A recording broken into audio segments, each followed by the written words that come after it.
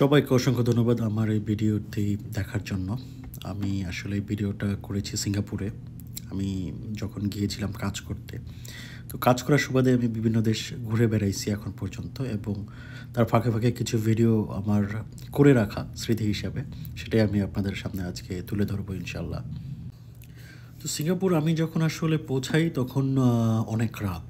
তো Singapore airport থেকে বের হয়ে আমি লিটল ইন্ডিয়াতে হোটেল দ্য বস সেই হোটেলে আসি রাতে এবং এটা সকালবেলা তোলা ভিডিও করা আমার হোটেল রুম থেকে। এটা ১৯ তলায় আমার রুমটা ছিল। দেখেন কি সুন্দর দেখা যাচ্ছে সিঙ্গাপুর শহরটা, একদম পরিষ্কার পরিচ্ছন্ন। আমি দুপুর এবং আমার রাতের খাবার আমি আসলে খেতে যেতাম লিটল ইন্ডিয়াতে। একটা বাংলাদেশি এরিয়া আছে, সেইখানে হচ্ছে কয়েকটা বাংলাদেশের রেস্টুরেন্ট আছে, ইনক্লুডিং ঢাকা রেস্টুরেন্ট, রাঁধুনি ইত্যাদি।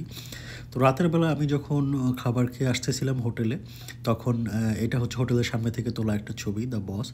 অনেক বড় হোটেল এবং অনেক সুন্দর হোটেল। এখানে দাঁড়িয়ে আমি স্মোক করতাম, এটা ওদের স্মোকিং জোন ছিল। পরের দিন আমি মেরিনা বেতে যাই। আমার হোটেল থেকে গুগলের সাহায্যে আমি দেখি যে কোন মেট্রো ট্রেনটা যাবে মেরিনা বেতে। তো আমি একটা মেট্রোতে উঠে বসি। আমার হোটেলের পাশেই কিছু মেট্রো স্টেশন ছিল। তো মেট্রো স্টেশনের থ্রুতে আমি এখানে যাই এবং দেখেন মেরিনা বের ঠিক নিচে হচ্ছে মেট্রো স্টেশনটা। তো মেট্রো স্টেশন থেকে বের হয়ে মেরিনা বের সামনে যে লেকটা আপনি দেখতে পাচ্ছেন, পাশে ওদের যে ডাউনটাউন এরিয়াটা দেখতে পাচ্ছেন, খুবই সুন্দর, খুবই পরিষ্কার পরিচ্ছন্ন, একদম ছবির মতো সুন্দর। এবং এখানে তখন মেঘাচ্ছন্ন একটা দিন ছিল আসলে। রোদ ছিল না, খুবই কমফোর্টেবল ওয়েদার ছিল। অনেক মানুষ এসেছিল এখানে। আর পাশেই হাঁটতে, হাঁটতে আমি একটু সামনে গেলাম যে আমি ওদের যে গার্ডেনটা আছে সেই গার্ডেনটাতে যাব। ওইখানে কিছু অ্যাট্রাকশন আছে। তো যাওয়ার পথে বৃষ্টি আসে। বৃষ্টি আসলে আমি এখানে একটু দাঁড়াই এবং এখানে দাঁড়িয়ে আমি বৃষ্টিটা উপভোগ করতেছিলাম। আপনারা দেখতে পাচ্ছেন বৃষ্টি হচ্ছে গুঁড়ি, গুঁড়ি। তো আমি বৃষ্টি যতক্ষণ না শেষ হওয়া পর্যন্ত এখানেই ছিলাম এবং ওয়েট করতেছিলাম যে বৃষ্টিটা কমলে আমি যাব এখান থেকে হেঁটে, হেঁটে। তো সোজা গেলেই ওদের যে গার্ডেনটা আছে, গার্ডেন বাই বে, সেখানে যাওয়া যায়।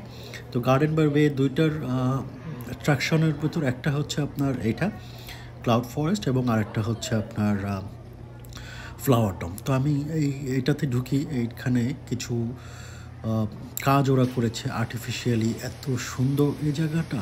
আপনারা দেখতে পাচ্ছেন যে উপর থেকে ঝর্ণার মতো করেছে। পুরা এরিয়াটা হচ্ছে কাচের ঘরের মতো এবং এই কাচের ঘরের ভেতরে ওরা একটা আলাদা পৃথিবী তৈরি করেছে, আলাদা একটা সিস্টেম তৈরি করেছে যেখানে ঝর্ণা আছে, গাছগুলো জীবিত গাছ এবং এখানে নানা রকম সাউন্ড ওরা অ্যাড করেছে।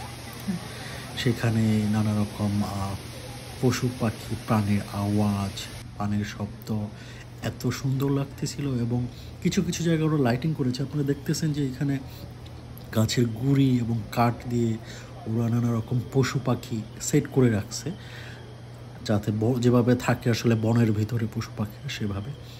খুবই সুন্দর দৃশ্য এবং খুবই ভালো লাগার মতো একটা জায়গা। আপনি যদি এখানে ঢুকেন আপনার অনায়াসে 2 থেকে 3 ঘন্টা চলে যাবে।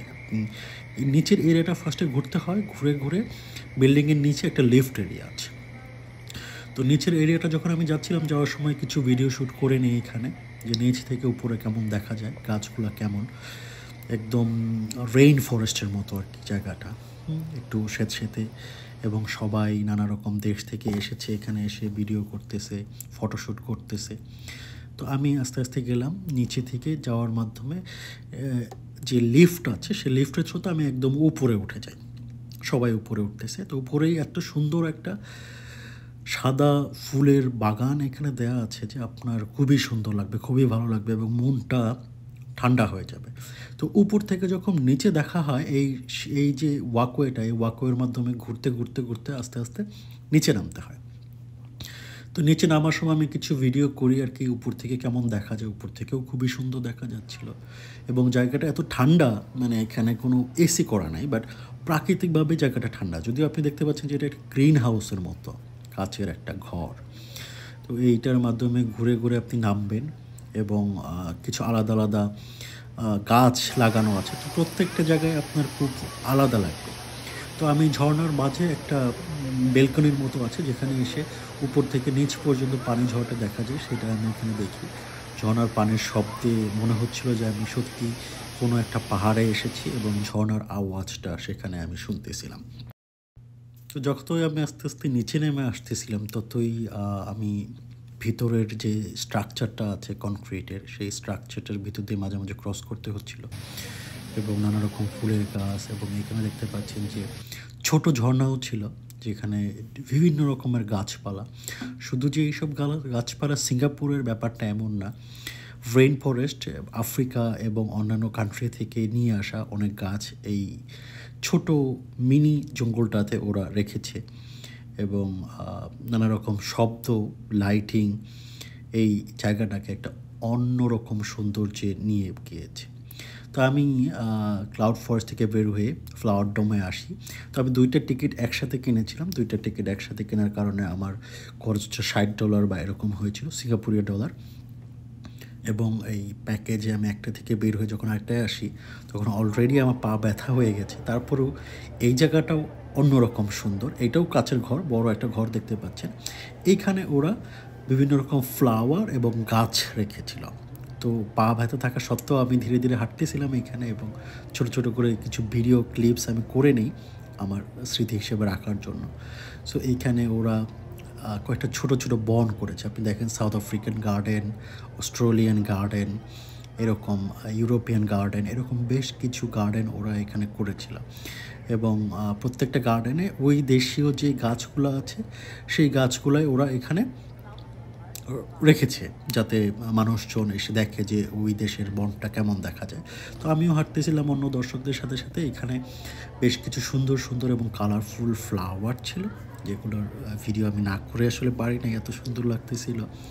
তো আমি এই ফুলগুলোর ভিডিও করি, এবং সাথে আরও কিছু গোলাপ ফুলের বাগান ছিল, সেই কিছু বাগানের আমি ছবি নিই।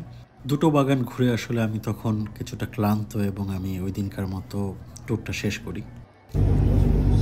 দ্বিতীয় দিন ঘোরার জন্য আমার প্ল্যান ছিল সেন্তোসা আইল্যান্ড। সো সেন্তোসা আইল্যান্ডে আমার হোটেল থেকে আমি মেট্রোতে করে আসি Vivo shopping mall. Vivo shopping mall থেকে আবার ওদের একটা 2টা ওয়ে আছে, একটা হচ্ছে ট্রেন আর একটা হচ্ছে আপনার কাপ।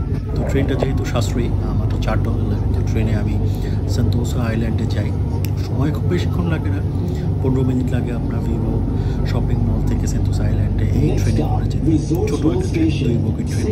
এই 2 বগির ট্রেনে করে আমরা সেন্তোসা আইল্যান্ডে যখন নামার পরে আমি হাঁটতে থাকি সি বিচের দিকে। এখানে শুরুতে ইউনিভার্সাল স্টুডিও এবং হচ্ছে আপনার ফিশ অ্যাকুরিয়ামটা আছে। তো আমি শুরুতে সি বিচের দিকে যাই। তো সি বিচে গিয়ে আমি অনেকক্ষণ বসে থাকি। এইটা হচ্ছে স্টেশনটা। সি বিচে আমি অনেকক্ষণ বসে থেকে যখন আমার খুব ভালো লাগতেছিল, আসলে এখানে খুব বেশি মানুষজন ছিল না, সমুদ্রের সুন্দর পানি ছিল। তো সি বিচ ঘোরাঘুরি করে আবার হেঁটে হেঁটে আমি ব্যাক করি হচ্ছে সেই শুরুর স্টেশনটাতে, এবং অ্যাকুরিয়ামটাতে আমি যাই। অ্যাকুরিয়ামটা দেখে ওই দিনকার মতো আমি আমার ট্যুরটা শেষ করে ফেলি আর কি। দেন পরের দিন আমি ব্যাক করি।